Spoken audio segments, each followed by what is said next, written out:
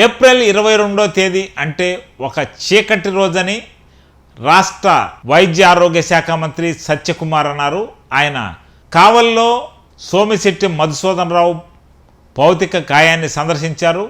కాశ్మీర్లో జరిగిన విషయాన్ని తెలుసుకున్న వెంటనే ప్రధానమంత్రి వెనక్కి వచ్చారని, సౌదీ అరేబియాలో ఉన్న పర్యటన ముగించుకొని ఆయన వెనక్కి వచ్చేశారని, అదేవిధంగా దేశ హోమ్ మినిస్టర్ కూడా సంఘటనా స్థలానికి వెంటనే వెళ్ళి సమీక్షించారని, రాబోయే రోజుల్లో తగిన మూల్యం ఉగ్రవాదులు చెల్లించుకోవాల్సి వస్తుందన్నారు. భారతీయులు కన్నీటి పర్యంతమైన రోజు.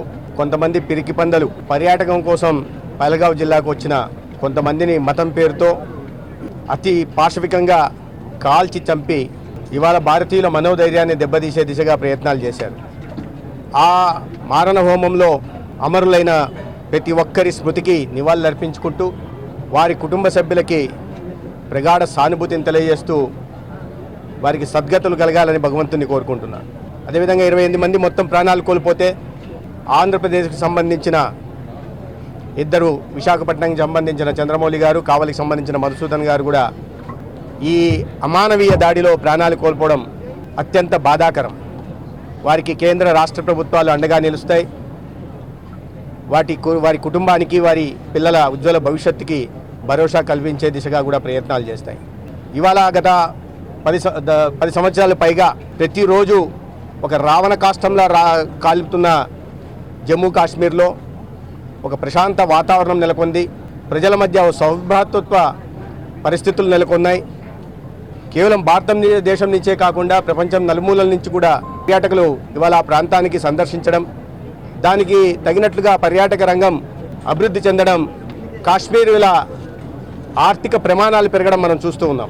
ఈ నేపథ్యంలో ఒక దశాబ్ద కాలంగా ఒక సమర్థనీయమైన నాయకత్వం ఈ దేశంలో ఉన్నందువల్ల, తమరి పప్పులు ఉడకనందువల్ల, ఆటలు సాగనందువల్ల కొన్ని దశాబ్దాలుగా ఈ దేశంలో ఉగ్రవాదాన్ని ప్రేరేపిస్తున్న పాకిస్తాన్ ఈ దేశంలో మళ్ళీ ప్రజల్లో భయాందోళనలు నెలకొల్పాలా, పాకిస్తాన్ దాటుకొని ఎక్కడో ప్రపంచ దేశాల్లో అతిపెద్ద ఆర్థిక వ్యవస్థల్లో అగ్రభాగానికి ఎగబాగుతున్న భారత్ను దెబ్బతీయాలి ఆర్థికంగా అనే ఉద్దేశంతో ఇవాళ ఈ పిరికిపంద చర్యకు పాల్పడడం జరిగింది. తద్వారా కేవలం కాశ్మీరుల ఆర్థిక మూలాలను దెబ్బతీయడమే కాదు, 145 కోట్ల భారతీయుల మనోస్థైర్యాన్ని కూడా దెబ్బతీసే విధంగా వారు ప్రయత్నాలు చేశారు. కానీ గత కొన్ని సంవత్సరాల యూరియాలో కానీ, పుల్వామాలో కానీ ఇదే విధంగా దొంగ దెబ్బతీసినప్పుడు ఏ రకంగా వారికి అర్థమయ్యే భాషలో సర్జికల్ స్ట్రైక్ ద్వారా కానీ, ఎయిర్ స్ట్రైక్ ద్వారా కానీ సమాధానం చెప్పబడిందో వారు మర్చిపోయినట్టున్నారు. ఇవాళ సంఘటన జరిగిన కొన్ని గంటల్లోనే భారత హోంశాఖ మంత్రులు అక్కడికి వెళ్ళి సమీక్ష నిర్వహించడం, ఈ దేశ గౌరవ ప్రధానమంత్రి గారు తన సౌదీ పర్యటనను అర్ధాంతరంగా ముగించుకొని సమీక్ష చేయడం, ప్రజల్లో ఆత్మస్థైర్యాన్ని నింపడం కోసం వారు రావడం జరిగింది.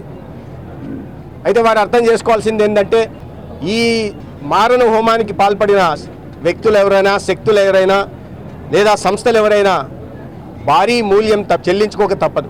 తీవ్ర పరిణామాలు ఎదుర్కొంటారు. ఇంత అమానవీయమైన దాడి, భార్య ఎదురుగా భర్తను హతమార్చడం, పిల్లల ఎదురుగా తండ్రిని కాల్చి చంపడం, తన కళ్ళ ముందు భర్త, ఇప్పుడు ఇదే చూసాం, సతీమణి చెప్తూ ఉన్నారు, చెయ్యిలో చెయ్యి పట్టుకొని ఉంటే బుల్లెట్ల వర్షం కురిపించి చంపేశారు.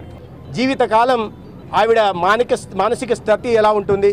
కళ్ళ ఎదురుగా అత్యంత పాసిఫికంగా తండ్రిని హతమారుస్తుంటే దాని దుష్పరిమాణం వారి పిల్లల భవిష్యత్తు మీద ఎలా ఉంటుందనే విషయాన్ని దేశ ప్రజలు గమనించాల్సి ఉంది. ఇదే సమయం దేశ ప్రజలందరూ సంఘటితంగా ఉండాలా, సమర్థ నాయకత్వం ఉంది, సంఘటితంగా ఉండాలా. ఆ సంఘటితం అనేది 2 రోజులుగా మనం చూస్తున్నాం.